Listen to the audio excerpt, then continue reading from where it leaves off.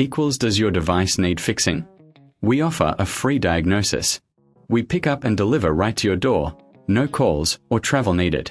We send you a quote before repairing, and only go ahead if you approve it.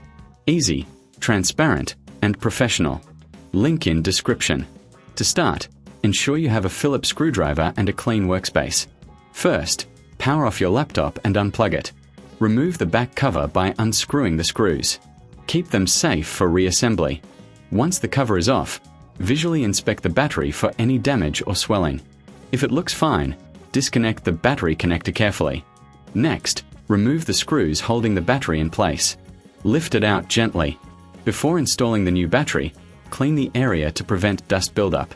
Place the new battery in position and secure it with screws. Reconnect the battery connector. Now, replace the back cover and screw it back on. Power on your laptop to ensure everything works correctly. Remember, for a professional diagnosis without obligation, consider our services. We offer pickup and delivery at your home, so you don't have to worry about no calls, no travel. Get a quote before repair to know your costs upfront. Enjoy your refreshed device. Does your device need fixing? We offer a free diagnosis.